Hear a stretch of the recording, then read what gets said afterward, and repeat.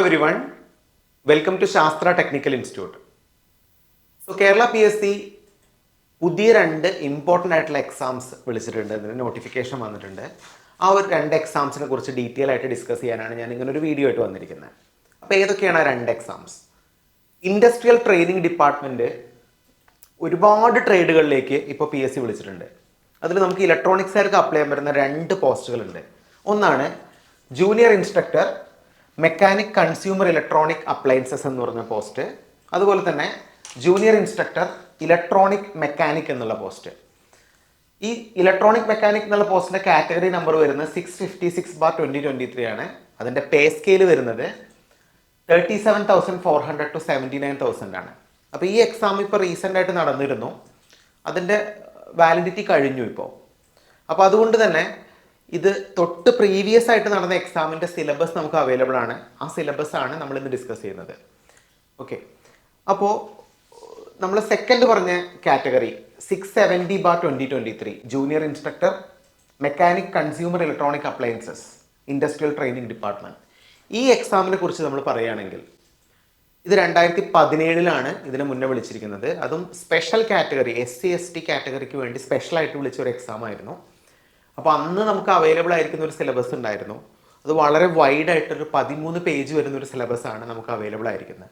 അപ്പോൾ ആ 2017 വിളിച്ചിരിക്കുന്ന എക്സാമിൻ്റെ സിലബസ് ആണ് നമ്മളിന്ന് ഡിസ്കസ് ചെയ്യാൻ പോകുന്നത്. ഓക്കെ, അപ്പോൾ ഈ രണ്ട് എക്സാമിൻ്റെയും ഡീറ്റെയിൽഡ് സിലബസ് ഡിസ്കഷനാണ് നമ്മൾ ഇന്നത്തെ വീഡിയോയിൽ പറയാൻ പോകുന്നത്. ഓക്കെ, അപ്പോൾ സിലബസ് ഡിസ്കഷനിലേക്ക് പോകുന്നതിന് മുമ്പായിട്ട്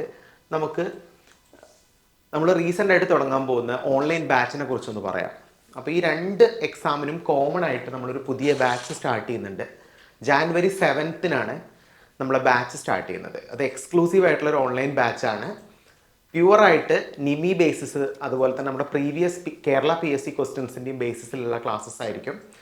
അപ്പോൾ ഞാൻ ഇന്ന് ഇപ്പോൾ ഡിസ്കസ് ചെയ്യുന്ന ഈ സിലബസിൻ്റെ കംപ്ലീറ്റ് ആയിട്ടുള്ള തിയറട്ടിക്കൽ പാർട്ടും ഒബ്ജക്റ്റീവ് പാർട്ടും നമ്മൾ ഡിസ്കസ് ചെയ്യും. സോ ശാസ്ത്ര ടെക്നിക്കൽ ഇൻസ്റ്റിറ്റ്യൂട്ട് എന്നുള്ള ഒരു ആപ്പ് വഴിയാണ് നമ്മൾ ക്ലാസ്സസ് എടുക്കുന്നത്. നിങ്ങൾക്ക് പ്ലേ സ്റ്റോറിലും ഒക്കെ പോയി ഇത് സെർച്ച് ചെയ്യാം. അതുപോലെ തന്നെ ഇതിൻ്റെ iOS വേർഷനും അവൈലബിൾ ആണ്. അപ്പോൾ നിങ്ങൾക്ക് ഡൗൺലോഡ് ചെയ്തിട്ട് നമ്മുടെ ക്ലാസ് വീഡിയോസ് അതിൽ നിന്ന് ആക്സസ് ചെയ്യാൻ പറ്റും. ഓക്കെ, അപ്പോൾ നിങ്ങൾക്ക് കൂടുതൽ ആപ്പിനെ കുറിച്ച് അറിയണമെന്നുണ്ടെങ്കിൽ നിങ്ങൾ ഈ കാണുന്ന കോൺടാക്ട് നമ്പറിൽ കോൺടാക്ട് ചെയ്യുക, ഡീറ്റെയിൽസ് പറഞ്ഞു തരാവുന്നതാണ്. അതുപോലെ ഇപ്പോൾ നമ്മൾ പറഞ്ഞു വീഡിയോ ക്ലാസ്സസിന് പുറമെ നമുക്ക് വീക്ക്ലി മോക്ക് ടെസ്റ്റുകൾ ഉണ്ടായിരിക്കും. നിങ്ങൾക്ക് നിങ്ങളുടെ കൺവീനിയൻറ്റ് ടൈം അനുസരിച്ച് മോക്ക് ടെസ്റ്റുകൾ അറ്റൻഡ് ചെയ്യാം. ഓക്കെ, അതിൻ്റെ സൊല്യൂഷൻസ് അതിൽ തന്നെ ഉണ്ടാവും.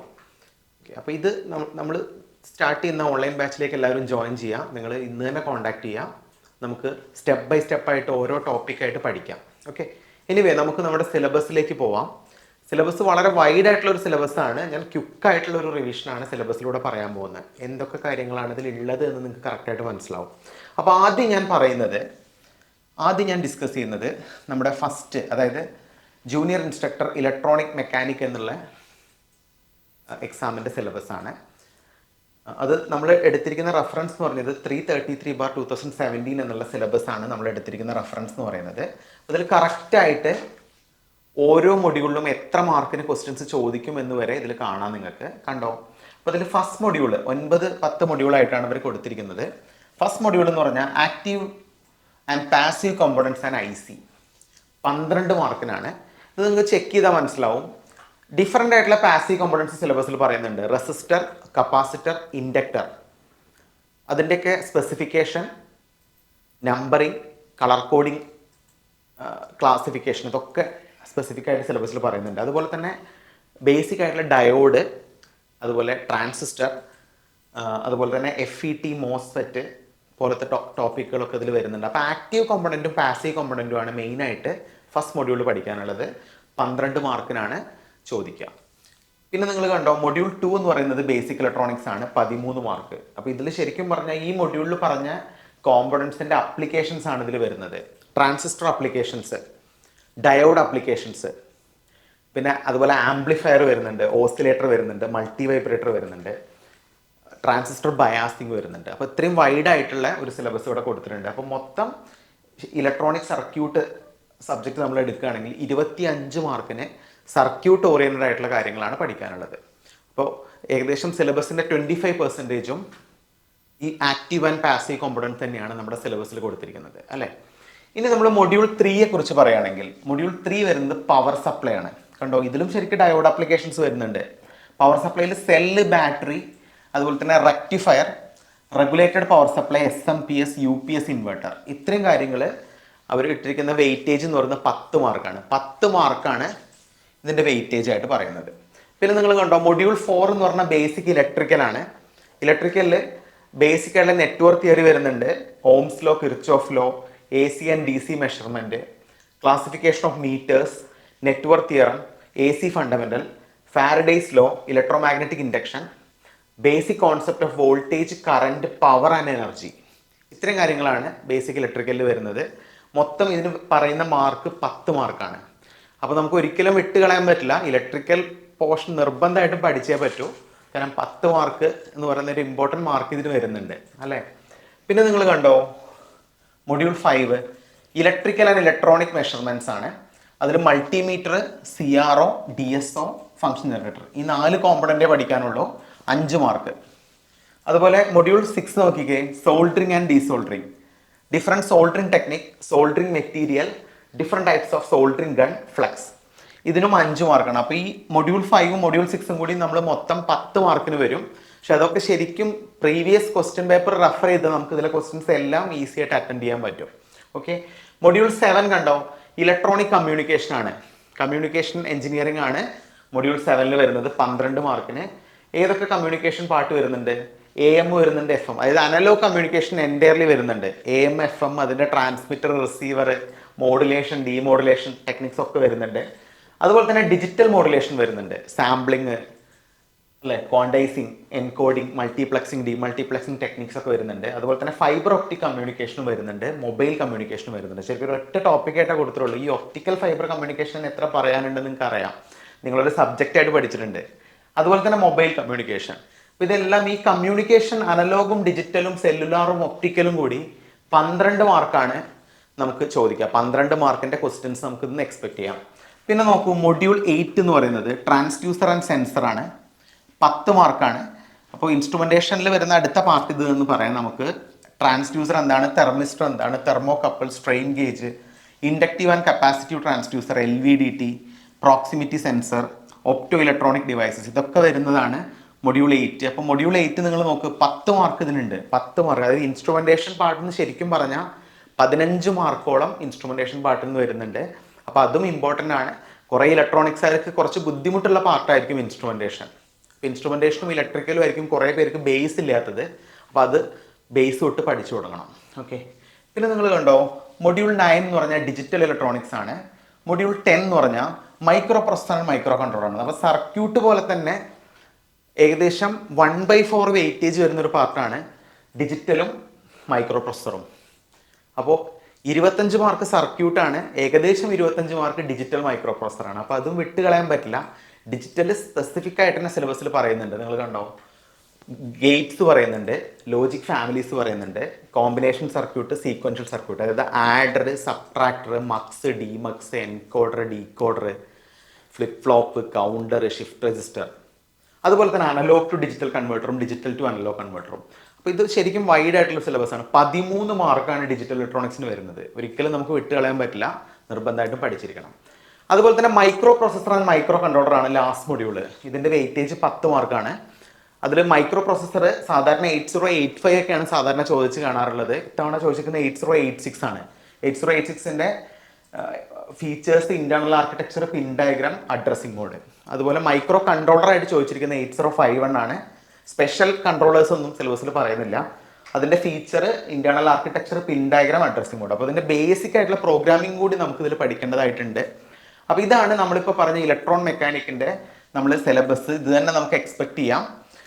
ഓക്കെ, അപ്പോൾ ശരിക്കും ഇത് IT-യുടെ ബേസിക് ആയിട്ടുള്ള സിലബസ് തന്നെയാണ്. അപ്പോൾ ഇതിൽ ചെറിയ ചേഞ്ചസേ വരാൻ സാധ്യതയുള്ളൂ. ചിലപ്പോൾ മേ ബി ഇത് തന്നെ ആയിരിക്കാം സിലബസ്. അത് നമുക്കിനി ഒഫീഷ്യൽ സിലബസ് വന്നാലേ അറിയാൻ പറ്റുള്ളൂ. ഇനി നമ്മൾ ഡിസ്കസ് ചെയ്യാൻ പോകുന്നത് junior instructor mechanic consumer electronic appliances category number 595/2017. ഇതാണ് നമ്മളെ റെഫറൻസ് ആയിട്ടുള്ള കാറ്റഗറി. ഈ കാറ്റഗറി ബേസിസിലാണ് ഞാനിപ്പോൾ പറയാൻ പോകുന്നത്. അപ്പോൾ നിങ്ങൾ നോക്കൂ, ഇത് ഞാൻ പറഞ്ഞു SC ഡിപ്പാർട്ട്മെൻറ്റിലേക്ക് സ്പെഷ്യലായിട്ട് വിളിച്ചിരിക്കുന്ന ഒരു പോസ്റ്റാണ്. അതുകൊണ്ട് തന്നെ കറക്റ്റ് ആയിട്ടുള്ള ഒരു സിലബസ് ഒന്നും PSC കൊടുത്തില്ല. കറക്റ്റ് ആയിട്ടുള്ള സിലബസ് എന്ന് പറഞ്ഞാൽ ഓരോ മൊഡ്യൂൾ വൈസ് ആയിട്ടുള്ള വെയിറ്റേജ് ഒന്നും അവർ കൊടുത്തിട്ടില്ല. അവർ ജസ്റ്റ് എന്തൊക്കെ ഉണ്ട് എന്ന് മാത്രമേ പറയുന്നുള്ളൂ. അത് ജസ്റ്റ് സീരിയൽ നമ്പർ ഓർഡറിൽ അവരിങ്ങനെ പ്ലേസ് ചെയ്തിരിക്കുകയാണ്. ഓക്കെ, അപ്പോൾ അത് ശരിക്കും ഞാൻ ഓരോ ടോപ്പിക്കുകളൊന്നും പറയുന്നില്ല, ഞാൻ അതിൻ്റെ ഹെഡിങ്ങുകൾ മാത്രം ഒന്ന് പറഞ്ഞു പോവാണ്, ഇമ്പോർട്ടൻ്റ് ആയിട്ട് പഠിച്ചിരിക്കേണ്ട കാര്യങ്ങളൊക്കെ. അപ്പോൾ ഇതിൽ ഫസ്റ്റ് മൊഡ്യൂളായിട്ട് കൊടുത്തിരിക്കുന്നത് ബേസിക് ഇലക്ട്രിസിറ്റി ആണ്. ഇതിൽ തന്നെ 10 സബ് മൊഡ്യൂൾസ് അവർ പറയുന്നുണ്ട്. 10 സബ് മൊഡ്യൂൾസ് ഫസ്റ്റ് മൊഡ്യൂളിൽ തന്നെ. നിങ്ങൾ നോക്കൂ, basics of AC and DC, അതിൽ 8 സബ് ടോപ്പിക്സ് വരുന്നുണ്ട്. Cells and battery. പിന്നെ നോക്കൂ, Ohm's law and Kirchhoff law. Ohm's law എന്താണ്, കിർച്ചോഫ് ലോ എന്താണ്. അതുപോലെ തന്നെ ഇൻഡക്ഷൻ ആൻഡ് ഇൻഡക്ടേഴ്സ്. ഇൻഡക്ടേഴ്സ് പോലെ തന്നെ കപ്പാസിറ്റേഴ്സ് ആൻഡ് കപ്പാസിറ്റൻസ്. അതുപോലെ തന്നെ മാഗ്നറ്റ്സ് ആൻഡ് റിലേ, ട്രാൻസ്ഫോമേഴ്സ്. പിന്നെ AC ആൻഡ് DC മെഷർമെന്റ്സ്. അതിൽ തന്നെ നോക്കൂ, എല്ലാ മെഷറിംഗ് ഇൻസ്ട്രുമെന്റ്സും കൊടുത്തിട്ടുണ്ട് അവർ. ശരിക്കും ഇലക്ട്രോൺ മെക്കാനിക്കൽ ഒരു ഡിഫറെൻറ്റ് വേയിൽ കൊടുത്തിട്ടുണ്ട്. ഇവിടെ ശരിക്കും കാറ്റഗറി ആയിട്ട് തന്നെ കൊടുത്തിട്ടുണ്ട്. ഓരോ ടോപ്പിക് 1 by 1 ആയിട്ട് കൊടുത്തിട്ടുണ്ട്. പിന്നെ കണ്ടോ, protection devices, fuses, MCB, LCB പോലത്തെ പ്രൊട്ടക്ഷൻ ഡിവൈസസ് പറയുന്നുണ്ട്. പിന്നെ ഇലക്ട്രിക്കൽ കൺട്രോൾ സർക്യൂട്ട്സ്. അപ്പോൾ ഇത്രയും വൈഡായിട്ട് നമുക്ക് ബേസിക് ഇലക്ട്രിസിറ്റി എന്നുള്ള ഒറ്റ മൊഡ്യൂളിനെ ക്ലാസിഫൈ ചെയ്യാം. അത്രയും വൈഡായിട്ട് തന്നെ കൊടുത്തിട്ടുണ്ട് അല്ലേ. ഇത് തന്നെ ശരിക്കും 13 പേജുള്ള സിലബസിൽ 3 പേജോളം ബേസിക് ഇലക്ട്രിസിറ്റി ആണ്. ഓക്കെ, പിന്നെ നിങ്ങൾ നോക്കൂ, second module computer hardware operating system, Microsoft office and networking. ഇത് ശരിക്കും ഇലക്ട്രോൺ മെക്കാനിക്കൽ ഇല്ലാത്തൊരു പാർട്ടാണ്, ഇലക്ട്രോൺ മെക്കാനിക്കൽ വരാത്തൊരു പാർട്ടാണ്. ഇതിൽ എന്തൊക്കെ വരുന്നുണ്ട്, computer hardware, basic block diagram of computer തൊട്ട് ഇൻപുട്ട് ആൻഡ് ഔട്ട്പുട്ട് ഡിവൈസസ് വരെ പഠിക്കാനുണ്ട്. പിന്നെ വിൻഡോസ് OS, വിൻഡോസ് ഓപ്പറേറ്റിംഗ് സിസ്റ്റത്തിൻ്റെ ഇൻസ്റ്റാളേഷൻ, ഡീബഗിങ്, ആപ്ലിക്കേഷൻ, ഈ കാര്യങ്ങളൊക്കെ പറയാനുണ്ട്. പിന്നെ നിങ്ങൾ കണ്ടോ, പിന്നെ ഇതിൽ വരുന്നത് മൈക്രോസോഫ്റ്റ് ഓഫീസാണ്. മൈക്രോസോഫ്റ്റ് ഓഫീസിൽ 3 മൈക്രോസോഫ്റ്റ് ഓഫീസുകളും ഡീറ്റെയിൽ ആയിട്ട് പഠിക്കാനുണ്ട്. മൈക്രോസോഫ്റ്റ് വേർഡ്, മൈക്രോസോഫ്റ്റ് എക്സൽ, അതുപോലെ തന്നെ മൈക്രോസോഫ്റ്റ് പവർ പോയിന്റ്. 3ഉം നിങ്ങൾക്ക് അറിയാവുന്ന കാര്യങ്ങളാണ്. പക്ഷെ ഇതിൻ്റെ MCQ ഓറിയൻറ്റഡ് ആയിട്ട് നോക്കുമ്പോൾ നമ്മളൊരു ഡിഫറെൻറ്റ് പാറ്റേണിൽ പഠിക്കണം. അതുപോലെ തന്നെ കമ്പ്യൂട്ടർ നെറ്റ്വർക്കിംഗ് ഉണ്ടോ, വേരിയസ് ടോപ്പോളജീസ് വരുന്നുണ്ട്. അതുപോലെ തന്നെ UTP, STP പോലത്തെ കാര്യങ്ങളൊക്കെ പഠിക്കാനുണ്ട്. ഇതാണ് കമ്പ്യൂട്ടർ നെറ്റ്വർക്കിങ്ങിൽ വരുന്നത്. ഇനി മൂന്നാമത്തെ മൊഡ്യൂൾ നോക്കൂ, ബേസിക് ഇലക്ട്രോണിക്സ്. ബേസിക് ഇലക്ട്രോണിക്സ് ശരിക്കും ഇലക്ട്രോൺ മെക്കാനിക്കലും പഠിക്കാനുണ്ട്. സ്പെസിഫിക് ആയിട്ട് നോക്കുകയാണെങ്കിൽ rectifiers, special diodes, IC regulator, transistor, amplifier, oscillator, wave shaping circuit, power electronic components. ഇതിനൊക്കെ സ്പെസിഫിക് ആയിട്ട് തന്നെ പറയുന്നുണ്ട് കേട്ടോ, ഏതൊക്കെ ആംപ്ലിഫയേഴ്സ് സിലബസിൽ ഉണ്ടെന്ന് കറക്റ്റായിട്ട് നിങ്ങൾക്ക് ഇവിടെ കാണാവുന്നതാണ്. പിന്നെ കണ്ടോ, പവർ ഇലക്ട്രോണിക് ഡിവൈസസ് പഠിക്കാനുണ്ട്. മോസ്ഫെറ്റ്, IGBT ശരിക്കും ഇലക്ട്രോൺ മെക്കാനിക്കൽ ഇല്ലായിരുന്നു, പക്ഷേ ഇതിൽ സ്പെസിഫിക് ആയിട്ട് IGBT പറയുന്നുണ്ട്. ഒപ്റ്റോ ഇലക്ട്രോണിക്സ്, അതായത് നമ്മുടെ photo diode, photo transistor, LED, അതുപോലെ തന്നെ ലേസർ ഡയോഡ്സ് ഒക്കെയാണ് ഇതിൽ പഠിക്കാനുള്ളത്. പിന്നെ കണ്ടോ, op-amp and timer 555 application, IC 741ഉം IC 555 വെച്ചുള്ള വേരിയസ് സർക്യൂട്ട്. ഇത് LIC ആണ് സബ്ജക്റ്റ്. LICയുടെ വളരെ വൈഡ് ആയിട്ടുള്ള സിലബസ് ഇവിടെ കൊടുത്തിട്ടുണ്ട്. കണ്ടോ, അതിൻ്റെ വേരിയസ് അപ്ലിക്കേഷൻസ് ഒക്കെ സിലബസിൽ കറക്റ്റായിട്ട് മെൻഷൻ ചെയ്തിട്ടുണ്ട്. പിന്നെ നോക്കൂ, 4ാമത്തെ മൊഡ്യൂൾ നോക്കുകയാണെങ്കിൽ ഡിജിറ്റൽ ഇലക്ട്രോണിക്സ് ആണ് അല്ലേ. ഡിജിറ്റൽ ഇലക്ട്രോണിക്സിൻ്റെ പ്രത്യേകത കണ്ടോ, നമ്മൾ നേരത്തെ ജസ്റ്റ് ഹെഡിങ്ങുകൾ പറഞ്ഞു, ആ ഹെഡിങ്ങുകളുടെ ഒരു ഇലാബറേഷനാണ് ശരിക്കും ഇവിടെ കൊടുത്തിരിക്കുന്ന സിലബസ്. എന്തൊക്കെയാണ് പഠിക്കാനുള്ളത്, ഗേറ്റ്സ് പഠിക്കാനുണ്ട്. ഏതൊക്കെ ഗേറ്റ് തന്നെ സ്പെസിഫിക് ആയിട്ട് കൊടുത്തിട്ടുണ്ട് അല്ലേ. Combination circuit, adder, subtractor, mux, demux, encoder, decoder പോലത്തെ കോമ്പിനേഷൻ സർക്യൂട്ട്. ഫ്ലിപ്പ് ഫ്ലോപ്പ്, ഏതൊക്കെ ഫ്ലിപ്പ് ഫ്ലോപ്സ് ഉണ്ട് നോക്കൂ, RS, JK, DT, master slave, ഇങ്ങനത്തെ ഫ്ലിപ്പ് ഫ്ലോപ്സ് ഒക്കെ പഠിക്കാനുണ്ട്. അതുപോലെ തന്നെ counters and shift register. Synchronous counter എന്താണ്, അസിങ്കർണസ് കൗണ്ടർ എന്താണ്, ഷിഫ്റ്റ് രജിസ്റ്റർ എന്താണ്, അതിൻ്റെ അപ്ലിക്കേഷൻസ് എന്താണ്, ഇതൊക്കെ സിലബസിൽ പറയുന്നുണ്ട്. പിന്നെ സ്പെസിഫിക്കലി നമ്മുടെ ഡിജിറ്റലിൻ്റെ പാർട്ടായിട്ട് വരുന്നതാണ് മൈക്രോ കൺട്രോളർ 8051 മാത്രം. മറ്റതിൽ 8086 മൈക്രോ പ്രൊസസ്സർ ഉണ്ടായിരുന്നു. ഇവിടെ കൺട്രോളേഴ്സ് മാത്രം. അപ്പോൾ നിങ്ങൾ നോക്കൂ, ഇതിൻ്റെ സിലബസ് നമുക്ക് ചെക്ക് ചെയ്യുമ്പോൾ നമുക്ക് ക്ലിയർ ആണ്. ഇത് ശരിക്കും നമ്മൾ പ്രോഗ്രാമിംഗ് ഓറിയൻറ്റഡ് ആയിട്ട് തന്നെ പഠിക്കണം. പിന്നെ എന്തുകൊണ്ടാണ് ഡിജിറ്റൽ ഇലക്ട്രോണിക്സിന് അണ്ടറിൽ DSO ഇട്ടതെന്ന് അറിയില്ല, എങ്കിലും DSOയും കൂടി സ്പെസിഫിക്കലി സിലബസിൽ കൊടുത്തിട്ടുണ്ട്. ഡിജിറ്റൽ സ്റ്റോറേജ് ഓസിലോസ്കോപ്പ്, അതും വൈഡായിട്ട് പഠിക്കാനുണ്ട്. പിന്നെ കണ്ടോ, ഇനി നമ്മൾ 5ാമത്തെ മൊഡ്യൂളിലേക്ക് പോവുകയാണെങ്കിൽ സർഫസ് മൗണ്ട് ടെക്നോളജി എന്നുള്ള ടോപ്പിക്കാണ് 5th വരുന്നത്. SMT അല്ലേ, SMD, അതുപോലെ അതിൻ്റെ സോൾഡറിങ്, ഡീസോൾഡറിങ് മെത്തേഡ്, അതുപോലെ PCB റീവർക്ക്. ഇത് ശരിക്കും ലാബ് ഓറിയൻറ്റഡ് ആയിട്ട് തന്നെയാണ് സിലബസ് കൊടുത്തിരിക്കുന്നത്. നമുക്ക് കണ്ടാൽ മനസ്സിലാവും. കറക്റ്റ് PCBയുടെ ലോജിക്ക് പഠിച്ചിരിക്കണം ക്വസ്റ്റ്യൻസ് അറ്റൻഡ് ചെയ്യണമെങ്കിൽ അല്ലേ. യെസ്. അടുത്ത നോക്കൂ, കമ്മ്യൂണിക്കേഷൻ ഇലക്ട്രോണിക്സ് ആണ്. കമ്മ്യൂണിക്കേഷൻ ഇലക്ട്രോണിക്സും വളരെ വൈഡായിട്ടുള്ള സിലബസ് കൊടുത്തിട്ടുണ്ട്. ഫസ്റ്റ് കൊടുത്തിരിക്കുന്നത് AM/FM ആണ്. AM/FMൻ്റെ ബേസിക് കോൺസെപ്റ്റ്, അതിൻ്റെ ട്രാൻസ്മിറ്റർ, അതിൻ്റെ receiver, various types of AM, various types of FM അല്ലേ, ഇതൊക്കെ കൊടുത്തിട്ടുണ്ട്. പിന്നെ കണ്ടോ സെൻസർ, ട്രാൻസ്ഡ്യൂസർ ആൻഡ് ആപ്ലിക്കേഷൻ എന്നുള്ള പാർട്ടും കമ്മ്യൂണിക്കേഷൻ ഇലക്ട്രോണിക്സിലാണ് കൊടുത്തിരിക്കുന്നത്. അതിൽ ട്രാൻസ്ഡ്യൂസർ പഠിക്കാനുണ്ട്, RTD പഠിക്കാനുണ്ട്, തെർമിസ്റ്റർ, തെർമോ കപ്പിൾ അല്ലേ. പിന്നെ കണ്ടോ strain gauge, load cell, proximity sensor ഒക്കെ പഠിക്കാനുണ്ട്. അതുപോലെ തന്നെ electronic cables and connectors, various cables സിലബസിൽ പറയുന്നുണ്ട്. പിന്നെ കണ്ടോ സെൻസർ, ട്രാൻസ്ഡ്യൂസർ ആൻഡ് ആപ്ലിക്കേഷൻ, ഇത് ഇലക്ട്രോൺ മെക്കാനിക്കൽ പറയുന്ന സെയിം സംഭവങ്ങൾ തന്നെയാണ്. പിന്നെ fibre optic communication, fibre optic കമ്മ്യൂണിക്കേഷനും സ്പെസിഫിക്കലി കമ്മ്യൂണിക്കേഷൻ എഞ്ചിനീയറുകൾ പറയുന്നുണ്ട്. അതുപോലെ തന്നെ ഇലക്ട്രോണിക് കേബിൾസ് ആൻഡ് കണക്ടേഴ്സ്. അപ്പോൾ ഇത്രയും കാര്യങ്ങളാണ് നമ്മുടെ കമ്മ്യൂണിക്കേഷൻ എഞ്ചിനീയറിംഗ് പാർട്ടിൽ വരുന്നത്. അതും നല്ല വെയിറ്റേജ് നമുക്ക് എക്സ്പെക്ട് ചെയ്യാവുന്ന ഒരു പാർട്ടാണ്. ഇനി നമുക്ക് ലാസ്റ്റ് 2 മൊഡ്യൂളിനെ കുറിച്ചാണ് പറയാനുള്ളത്. ശരിക്കും പറഞ്ഞാൽ 7ാമത്തെ മൊഡ്യൂളും 8ാമത്തെ മൊഡ്യൂളും വളരെ വൈഡ് ആയിട്ടുള്ള ഒരു സിലബസ് PSC കൊടുത്തിട്ടുണ്ട്. പക്ഷെ ഞാൻ അതിലെ കോമ്പണൻസ് മാത്രം ഇട്ടിട്ടുള്ളൂ. അപ്പോൾ നിങ്ങൾ നോക്കൂ, 7ാമത്തെ മൊഡ്യൂൾ എന്ന് പറഞ്ഞാൽ കൺസ്യൂമർ ഇലക്ട്രോണിക് എക്യുപ്മെന്റ്സ് ആണ് പഠിക്കാനുള്ളത്. വേരിയസ് കൺസ്യൂമർ എക്യുപ്മെന്റ് ഇലക്ട്രോണിക്സ് പറയുമ്പോൾ LCD ആൻഡ് LED TV പറയുന്നുണ്ട്, LCD or LED പ്രൊജക്ടർ പറയുന്നുണ്ട്, DTH system, CCTV, home theatre, SMPS, inverters, battery maintenance and UPS, printers. അപ്പോൾ ഇത്രയും എക്യുപ്മെൻറ്റ്സ് ഡീറ്റെയിൽ ആയിട്ട് അതിൻ്റെ ഇൻസ്റ്റാളേഷൻ അടക്കം പഠിക്കാനുണ്ട് സിലബസിൽ. അപ്പോൾ ഇതിന് നല്ല വെയിറ്റേജ് എന്തായാലും പ്രതീക്ഷിക്കാം. പിന്നെ നിങ്ങൾ കണ്ടോ 8ാമത്തെ മൊഡ്യൂൾ എന്ന് പറഞ്ഞാൽ ഡൊമസ്റ്റിക് അപ്ലയൻസസ് ആണ്. 8ാമത്തെ മൊഡ്യൂൾ ഡൊമസ്റ്റിക് അപ്ലയൻസസിൽ പറയാനുള്ളത് microwave oven, washing machine, vacuum cleaner, mixer or grinder, electric iron, water purifiers, immersion heater, induction cooktop. ഇത്രയും കാര്യങ്ങളാണ് നമ്മൾ 8ാമത്തെ മൊഡ്യൂളിൽ വരുന്നത്. അപ്പോൾ ഇത് ശരിക്കും ഞാൻ ഇലാബറേറ്റ് ചെയ്ത് പറഞ്ഞില്ല, ജസ്റ്റ് ഹെഡിങ്ങുകൾ മാത്രമേ പറഞ്ഞിട്ടുള്ളൂ. അപ്പോൾ ഇതാണ് ശരിക്കും നമ്മുടെ ജൂനിയർ ഇൻസ്ട്രക്ടറിൻ്റെ സിലബസ് ആയിട്ട് വരുന്നത്. നമ്മൾ എക്സ്പെക്ട് ചെയ്യുന്നത് ഏകദേശം ഇതുപോലത്തെ ഒരു സിലബസ് തന്നെയാണ്. ഇനി കറക്റ്റ് PSC സിലബസ് ഔട്ട് ചെയ്യുമ്പോഴേ നമുക്ക് എക്സാക്ട് സിലബസ് അറിയാൻ സാധിക്കും.